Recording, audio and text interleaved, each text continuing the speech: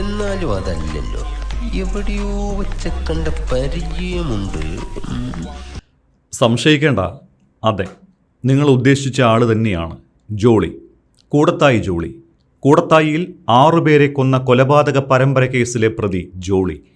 ഈ ലുക്ക് കണ്ടാൽ ആരായാലും മൂക്കത്ത് വിരൽ വെച്ചു പോകും. പുള്ളിക്കാരി ജയിലിൽ നിന്ന് ഇറങ്ങിയിട്ടൊന്നുമില്ല. സൂക്ഷിച്ചു നോക്കിയേ, പോലീസുകാരുമുണ്ട് കൂടെ. ജോളിയുടെ ഭർത്താവ് റോയ് തോമസിൻ്റെ കൊലപാതക കേസിൽ ഇന്ന് മാറാട് പ്രത്യേക കോടതിയിൽ ഹാജരാക്കാൻ എത്തിച്ചപ്പോഴാണ് ജോളി ജീൻസും ടോപ്പുമൊക്കെ ധരിച്ചു വന്നത്. പുതിയ ലുക്കിൽ സ്പൈറൽ ബൈൻഡ് ചെയ്ത ഒരു കെട്ട് പേപ്പറുകളുമായി പോലീസുകാരോട് ചിരിച്ച് സംസാരിക്കുന്ന ജോളിയെ കണ്ട് കോടതിയിലെത്തിയ ആളുകളെല്ലാം ഞെട്ടി. കാണാൻ ആളുകൾ കൂടിയതോടെ ഇവരെ പോലീസുകാർ കോടതിക്ക് അകത്തേക്ക് മാറ്റുകയും ചെയ്തു. ഈ ദൃശ്യങ്ങൾ പുറത്തു വന്നതോടെ സോഷ്യൽ മീഡിയയിൽ വലിയ വിമർശനമാണ് ഉയർന്നിരിക്കുന്നത്. ജയിലിൽ പോകുന്നത് സുഖവാസത്തിനാണോ എന്ന് പോലും പലരും ചോദിക്കുന്നുണ്ട്. 6 നിരപരാധികളെ ഇല്ലാതാക്കിയ ജോളിക്ക് എന്തിനാണ് ഇങ്ങനൊരു വസ്ത്രം ധരിക്കാൻ അനുമതി കൊടുത്തത്? കുറ്റവാളികളെ തിരുത്താനുള്ളതാണ് ജയിലുകൾ. പക്ഷേ ജോളിയെപ്പോലൊരു കുറ്റവാളിക്ക് ഇങ്ങനൊരു ആനുകൂല്യം വേണോ? കോഴിക്കോട് സബ് ജയിലിൽ വിചാരണ തടവുകാരിയായി കഴിയുന്ന ജോളിയെ ബിരുദ പരീക്ഷ എഴുതുന്നതിനായി പ്രത്യേക സുരക്ഷാ സന്നാഹങ്ങളോടെയാണ് കഴിഞ്ഞ ദിവസം കണ്ണൂർ വനിതാ ജയിലിലേക്ക് മാറ്റിയത്.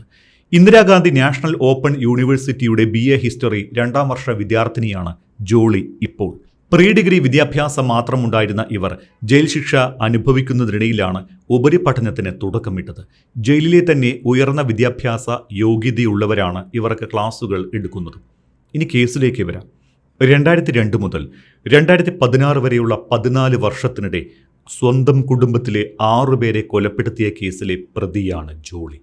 ഭർത്താവിൻ്റെ അമ്മയായ അന്നമ്മ തോമസ്, അന്നമ്മയുടെ ഭർത്താവ് ടോം തോമസ്, ജോളിയുടെ ആദ്യ ഭർത്താവ് റോയ് തോമസ്, അന്നമ്മയുടെ സഹോദരൻ മാത്യു മഞ്ചാടിയിൽ, 2ാം ഭർത്താവ് ഷാജുവിൻ്റെ 1.5 വയസ്സുള്ള മകൾ അൽഫൈൻ, ഷാജുവിൻ്റെ ആദ്യ ഭാര്യ സിലി എന്നിവരെയാണ് ജോളി കൊലപ്പെടുത്തിയത്.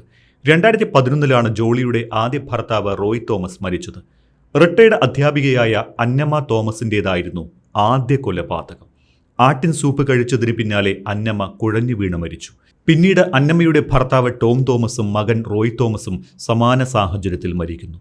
അന്നമ്മയുടെ സഹോദരൻ MM മാത്യു, ടോം തോമസിന്റെ സഹോദരന്റെ മകൻ ഷാജുവിൻ്റെ 1 വയസ്സുള്ള മകൾ ആൽഫൈൻ, ഷാജുവിൻ്റെ ഭാര്യ ഫിലി എന്നിവരും മരിച്ചതോടെ ചിലർക്ക് സംശയം തോന്നി തുടങ്ങി. 6 മരണങ്ങളിലും ദുരൂഹതയുണ്ട് എന്ന സ്പെഷ്യൽ ബ്രാഞ്ച് സബ് ഇൻസ്പെക്ടർ ജീവൻ ജോർജിന്റെ റിപ്പോർട്ടാണ് ഈ ഒരു കേസിൽ വഴിത്തിരിവാകുന്നത്. തുടർന്ന് നടത്തിയ അന്വേഷണത്തിൽ 6 മരണങ്ങളും കൊലപാതകമെന്ന് പോലീസ് കണ്ടെത്തുകയായിരുന്നു. 2019 ഒക്ടോബറിലാണ് ജോളിയെ കോഴിക്കോട് റൂറൽ പോലീസ് അറസ്റ്റ് ചെയ്തത്. ഭർത്താവിനെ കൊന്ന കേസിൽ 130-ലേറെ സാക്ഷികളെയാണ് ഇതിനോടകം കോടതി വിസ്തരിച്ചത്. ജോളി പ്രതിയായ കേസുകളിൽ ആദ്യം വിധി പറയുക റോയ് വധക്കേസിലായിരിക്കും. 2011 സെപ്റ്റംബറിലായിരുന്നു റോയ് തോമസിൻ്റെ മരണം. ഇത്രയും നിഷ്ഠൂരമായ കൊലപാതകങ്ങൾ ചെയ്ത ഒരു പ്രതിയാണ് ഇന്ന് കോടതിയിൽ പോലീസുകാർക്കൊപ്പം ചിരിച്ചുല്ലസിച്ച് അവർക്ക് ഇഷ്ടപ്പെട്ട വസ്ത്രവും ധരിച്ച് എത്തിയിരിക്കുന്നത്. എന്ത് സന്ദേശമാണ് ഇതിലൂടെ സമൂഹത്തിന് നൽകുന്നത്? ആരെയും കുറ്റപ്പെടുത്താനല്ല, പക്ഷേ ഒരു ചോദ്യമാണ്.